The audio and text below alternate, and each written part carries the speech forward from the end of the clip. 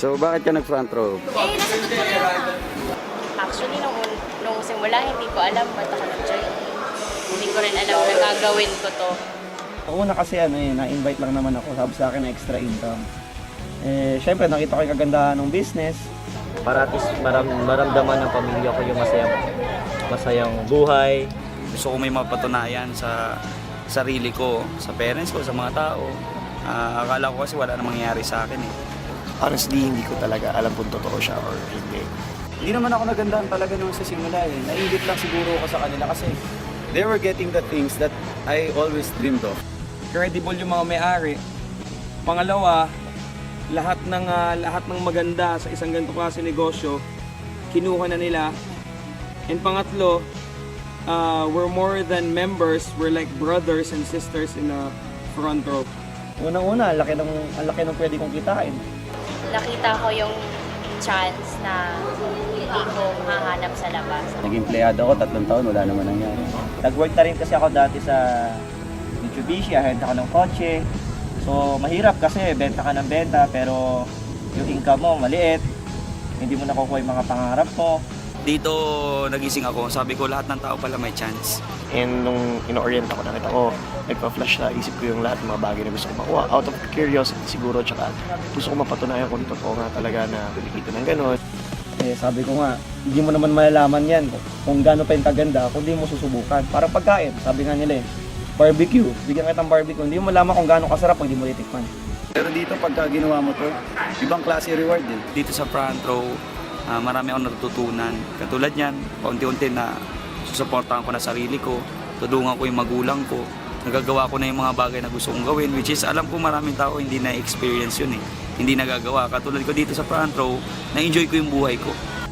God bless, dumating sa akin yung front row kasi tinupad niya lahat ng mga pangarap ko para sa pamilya ko. Who would think na yung simpleng taga-Tondo may mga bahay na ngayon, yung simpleng nagma-McDonald's boy ngayon, marami ng negosyo. Totoo nga, even ako na-experience ko siya right now.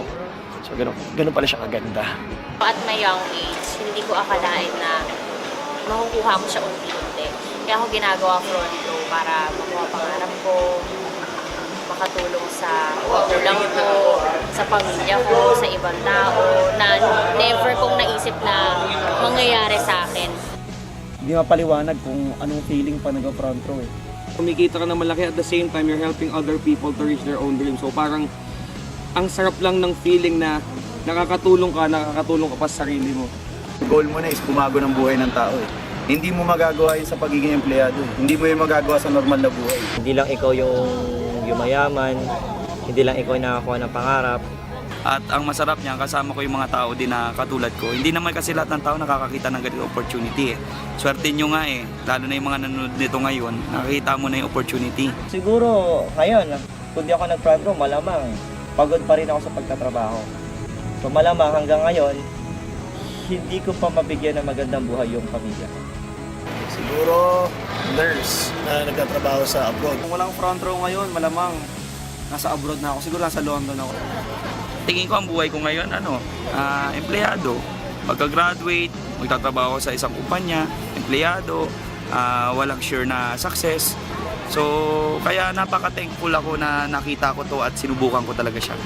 Now I'm inspiring other people na kunin yung pangarap nila at walang kahit sinong tao na magsasabi sa kanila na hindi nila kaya. Isa lang tong oportunidad na pwedeng magbago buhay ninyo at posible yun dahil nangyari yun sa akin. Siguro yung mga kwento namin mananatiling kwento or naririnig mo lang sa amin. Not unless susubukan mo siya. Kasi ako yun yung naging reason ko nun, subukan ko. Kaya nangyari sa akin. So sa akin masasuggest ko, kung sino man yung nanonood dito right now and gusto yung masubukan ng front row, subukan nyo na. Huwag nyo na patagalin. Grab the opportunity habang lalo na pag nandyan na sa harap mo. Kasi hindi mo alam, ang opportunity hindi lang naman para sa amin eh. Hindi lang para sa iyo, para sa lahat ng tao. Nasa tao lang talaga kung sino yung kukuha o hindi. Para sa akin, si God ang nagdala din sa akin sa front row. Na para sa akin, ako, bine-bless ako ngayon para maging blessed din sa ibang tao. Sabi nga nila, di ba, ang success is hindi yung may pera ka na, successful ka na. Ang success is ikaw successful, yes, nagawa mo. Pero at the same time, marami ring naging successful dahil sa Ay, ito pala yung pinakamasarap na nag-experience ko. Pumunta ko na ibang bansa para hindi magtrabaho. Punta ko na ibang bansa para magbakasyon. Yun yung masarap. Malupit doon, sagot pa ng kumpanya. Diba? So, kung ako, ito yung pinaka-the best experience ko na pagiging part ng front row. And I know hindi pa to yung huli. Magsisimula ko na.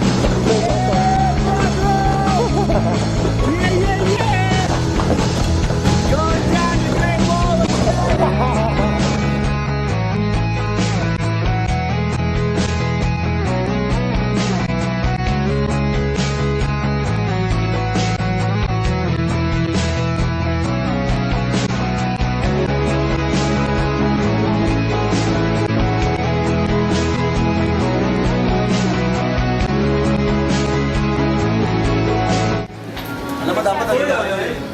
Next time, dapat kung may papayag na kami lang, dapat kausila rin mo.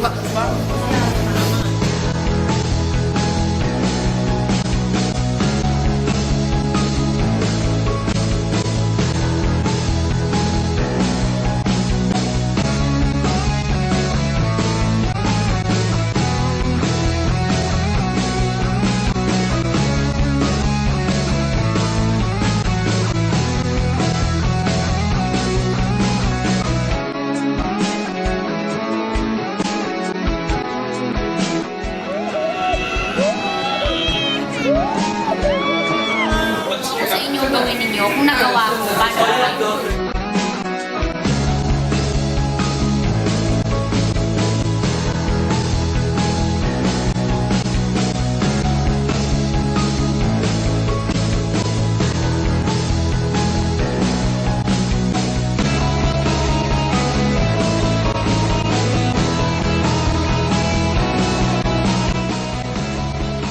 Front row lang makagawa ng ganitong Victoria dito sa Beijing Wall. Great Wall of China.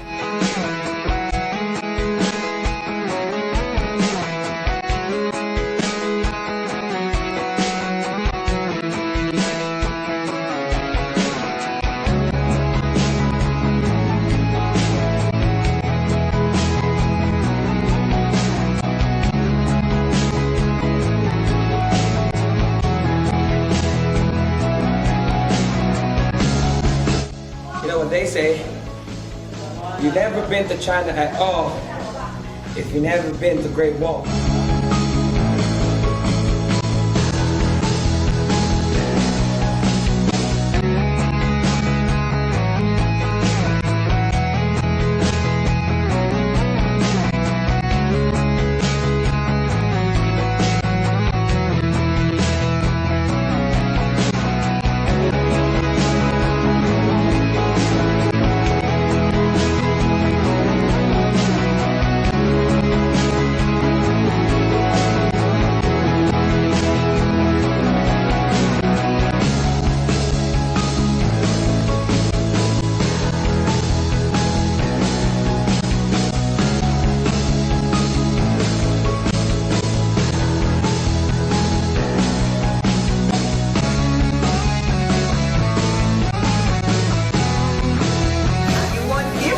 Wait a moment.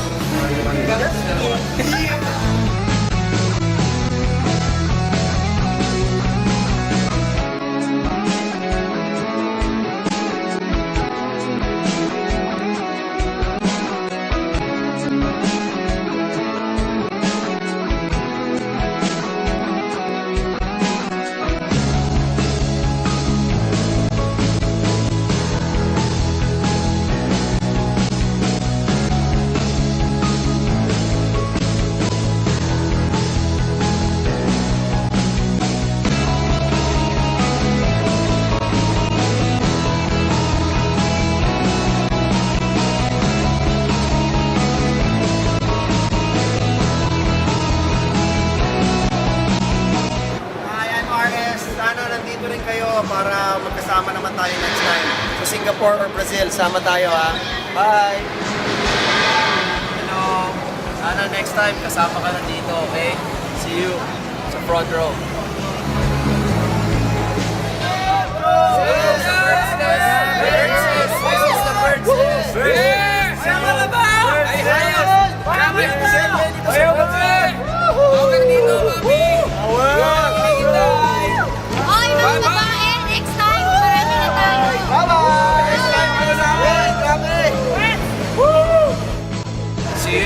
guys.